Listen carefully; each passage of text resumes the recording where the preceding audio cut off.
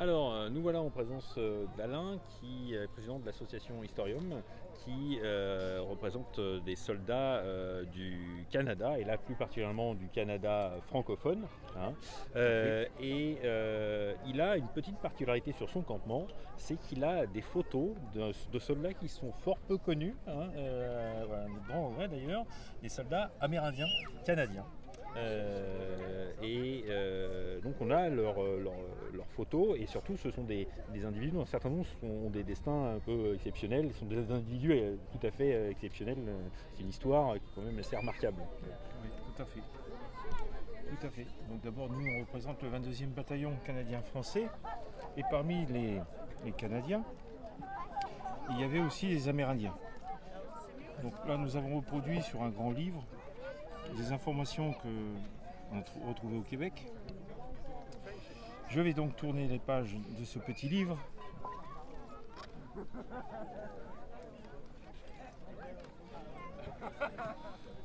Et on va commencer la rencontre de certains personnages extraordinaires.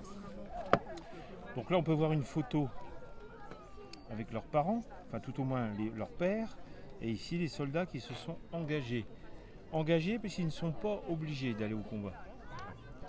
Mais c'est vexatoire. Dire non, restez chez vous. Non, ce sont des hommes. Ils peuvent se battre aussi bien que les Canadiens, donc ils ont décidé de s'enrôler. Il y en a 4500 qui se sont enrôlés volontairement. Parce que je rappelle que les Canadiens, ils sont venus en France volontairement. Il y a plus de 628 000 qui se sont enrôlés volontairement, puisque l'engagement est à partir de 1918. Alors ici, il y a un personnage célèbre, Sitting Bull, l'Amérindien le plus célèbre aux États-Unis, puisqu'il a battu le général Custer. Et bien, son petit-fils est enterré, Standing Buffalo, dans le nord de la France. Il a son nom sur l'anneau, on le trouve dans le nord, son nom est marqué ici. C'est un Sioux. Je suis allée chez eux.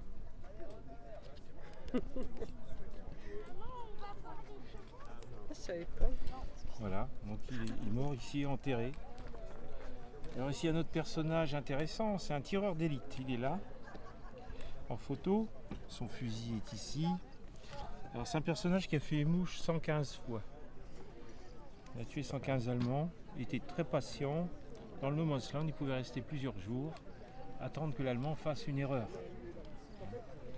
Ils sont très bons pour éclairer le terrain ou tireurs d'élite. C'est des chasseurs, beaucoup de chasseurs.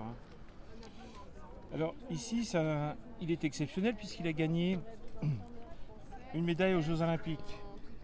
Tom Longbot. Alors ce personnage, il est ici en photo. Voilà, ici. Et je vais vous lire ce que dit l'Allemand de lui.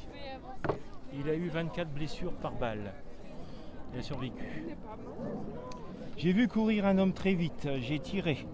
Je l'ai vu tomber, rouler, s'immobiliser, puis se relever et courir aussi vite. Je l'ai perdu de vue et il s'est retrouvé derrière moi. Il était canadien et très foncé, sûrement un de ces sauvages indiens. Je n'avais plus le choix, je me rendis sans condition. Voilà. Forcément, un coureur. Donc nous sommes avec. Alors elle, c'est une Iroquoise, très bonne donc avant c'était nos ennemis les Iroquois, ils étaient fâchés avec tout le monde de toute façon, sauf les Anglais qui leur fournissaient l'armement il y a 200 ans. Donc c'est une bonne infirmière, elle est morte à 105 ans, en 1995. Donc elle devait avoir beaucoup de choses à raconter à cette dame. Et c'est des uniformes que vous voyez, vous les retrouvez ici. Vous voyez là, ici. Voilà, vous les voyez en noir et blanc et là en couleur. On comprend d'à côté. Alors lui c'est Rambo, lui. C'est le plus médaillé. Il a tué 378 Allemands à lui tout seul et 300 prisonniers. À lui tout seul. Oui, c'est assez exceptionnel. Il a survécu. Courageux. Alors, au Canada, il n'y a pas d'armée au début. Il y a 3110 soldats. Et donc, pour passer à 628 000 recrues, il n'y a pas de casernement.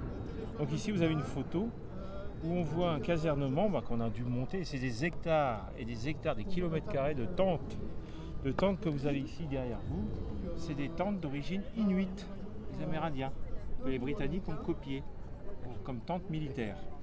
Et là, on les voit ici sur la photo, il y en a des kilomètres. Là. Et le camp militaire de Valcartier, à côté de Québec, a monté un campement en un mois pour accueillir 30 000 recrues. Alors on y trouve évidemment des métis. Pourquoi? Parce que les Français se mariaient avec les Amérindiennes quand le Canada était français. Donc on trouve beaucoup de métis. Les Anglais moins, se mariaient moins avec les Amérindiens. Les Mohawks, c'était nos ennemis avant. On en trouve au Canada. Les Cris, les tribus Cris, sont autour de la baie d'Hudson. La baie James, c'était nos amis avant aussi. Ce sont des nomades. Les Ojibwés, c'est des Amérindiens des plaines, au bout des lacs, des grands lacs, en wigwam. Les Sioux, bah oui, puisqu'ils étaient persécutés par les Américains, donc ils ont traversé la frontière américaine pour se réfugier.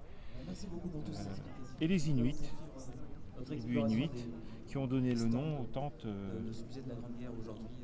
de l'armée britannique. Serge, merci pour ces explications. Voilà ce qu'on peut dire des Amérindiens à l'époque.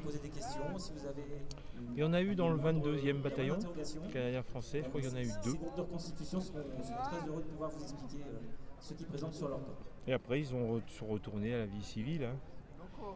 Donc, alors, juste j'ajoute une petite chose, c'est que les Indiens, effectivement, comme Alain le disait, eh bien, sont des grands chasseurs qui vivent sur des vastes territoires souvent sauvages. Les colons européens les ont contraints à vivre dans des réserves, effectivement, mais ils n'ont pas perdu leur tradition. Même encore avant-guerre, ils avaient gardé des traditions assez anciennes, et notamment sur les techniques de chasse, et ça va leur servir pendant la guerre. C'est pour ça qu'on les utilise beaucoup dans des rôles d'éclaireurs, hein, ce qu'on appelle des scouts ou des pathfinders, trouveurs de chemin, et effectivement tireurs d'élite, parce qu'ils savent se rendre extrêmement discrets, ils sont rapides, ils sont athlétiques, dû à leur vie, hein, tout simplement, et donc on ne va pas hésiter à exploiter ces compétences. Chez les Américains, on va même aller jusqu'à exploiter leur langue, puisque on va utiliser ce qu'on appelait les code talkers, qui utilisaient la langue indienne pour envoyer des messages codés qui étaient intraduisibles par les Allemands, puisqu'il n'y avait pas de dictionnaire, tout simplement. Effectivement, pendant la Seconde Guerre mondiale, le principe sera repris. Et personne ne parlait amérindien chez l'ennemi. Donc forcément, ça devenait beaucoup plus compliqué. Hein. Eh bien, merci beaucoup, Alain, pour ces explications. Hein. Je rappelle que sur le camp, il y a aussi une maquette qui reconstitue très en détail un champ de bataille où on voit les Canadiens se battre. Ça représente une maquette pédagogique basée sur la bataille de Vimy. Qui est la grande victoire c'est l'unique réussite de la Première Guerre mondiale. La bataille de Vimy est absolument un exemple qui aurait dû être suivi. C'était 1917. 1917, avril. C'est ça. Du 9 au 12 avril. Très bien. Et votre grade dans cette tenue, c'est? Alors moi je représente le lieutenant-colonel Tremblay. On peut le voir en photo, juste derrière vous. Il commandait le 22e bataillon canadien-français. Voilà, il avait sa tenue. Il avait la Légion d'honneur par la France. N'ayant pas d'armée, le Canada, c'est vraiment une armée de la nation.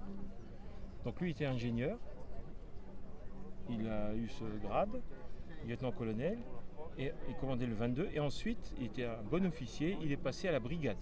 Donc il a commandé sa brigade en tant que général de brigade. C'est le plus haut gradé de l'armée britannique francophone. D'accord. Je vais quand même soulever une chose, finir. Le symbole que vous avez là, quand même, on ne voit pas dans toutes les armées. Celui-là, c'est le moins qu'on puisse dire. Oui. Qu'est-ce que c'est? C'est un castor. C'est le symbole de l'économie française quand on était au Canada. Il y a beaucoup de castors au Canada. On a tué plus de 6 millions de castors pour faire à l'époque, il y a 200 ans, au XVIIe, XVIIIe siècle, c'était la mode du chapeau en Europe. Et malheureusement pour le castor, sa peau est étanche. Donc c'est idéal pour faire des chapeaux. Donc pas de castor, on peut fermer le Canada, ça ne sert à rien d'y rester. C'est l'unique économie de l'époque Les Anglais ont tué aussi, ou faisaient aussi le transport des castors. Il y en a encore, hein, ça se reproduit beaucoup. C'est pas une espèce en perdition. Donc, ils ont pris ce symbole du castor, parce qu'il y en a énormément au Canada, quoi. Très bien. En tout cas, merci beaucoup pour toutes ces explications. Et puis, on se retrouve pour de nouvelles vidéos.